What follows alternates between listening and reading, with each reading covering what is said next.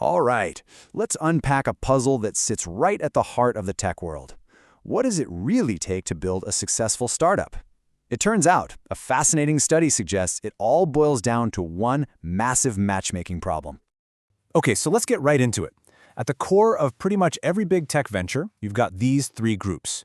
You have the ideators, who have the vision, the investors, who bring the cash, and the talent, the people with the skills to actually build the thing. Now, they all need each other, big time, but as researchers from Lund University found out, getting the right ones to connect is surprisingly hard.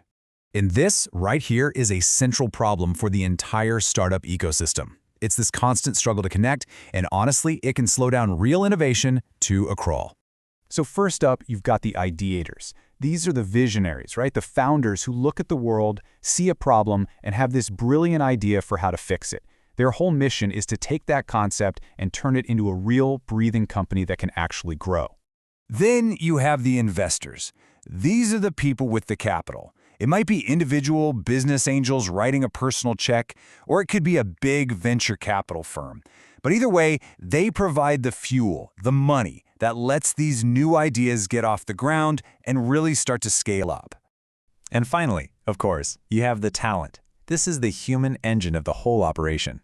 We're talking engineers, designers, marketers, all the skilled professionals who sign on to the mission and use their expertise to actually build the product and make the business work.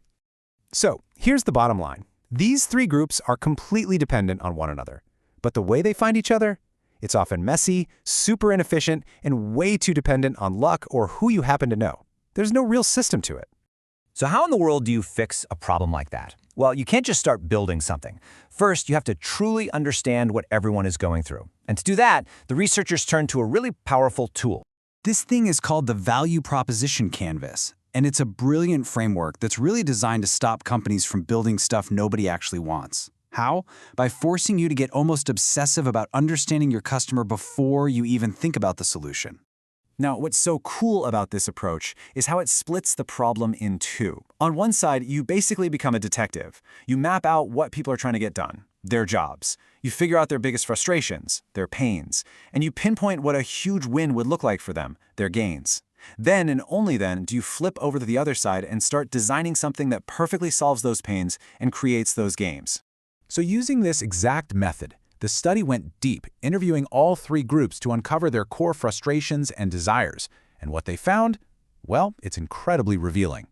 Okay, let's start with the ideators. What's keeping them up at night? It's finding the right kind of investor. Not just any check, but smart money. And then there's the incredibly slow and painful process of hiring the right people.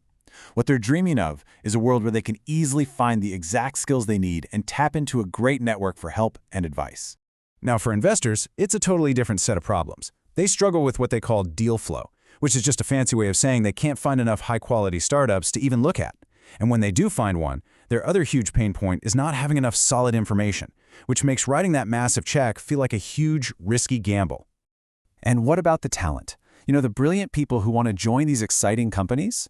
For them, the path in is completely foggy. There's no single place to look, and it all feels super risky and uncertain. What they really want is a chance to make a real difference, to have an impact, but with a bit more clarity and a more structured way of finding those opportunities. So, now with this crystal clear map of what everybody wants, needs, and hates, the researchers could finally flip to the other side of the canvas. They could finally start designing a solution that actually fits. And the solution they proposed is a digital matchmaking platform. You can think of it as a specialized service built from the ground up to fix the pains and deliver on the gains we just talked about. This isn't just about random introductions. It's about making smarter, more qualified matches, giving everyone easy access to the information they need, and creating one trusted network to streamline this whole chaotic process. But, you know, an idea is just an idea.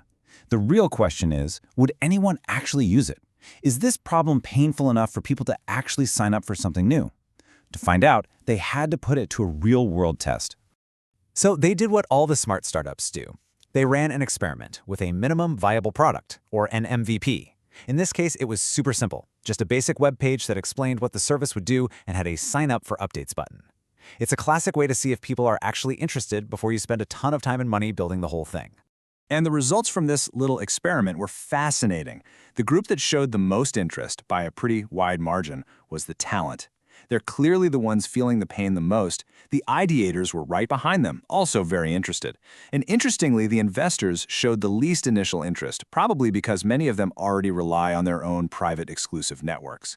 This really confirms there's a real problem here that needs solving, especially for people trying to find their way into the startup world. And all this brings us to one last big thought. Solving this matchmaking problem isn't just about making business a little more efficient. It's about removing one of the biggest bottlenecks to progress. If you can create a world where the best ideas can seamlessly find the right funding and the most skilled people, well, you basically take the brakes off of human ingenuity. And it makes you wonder, what impossible problem gets solved next?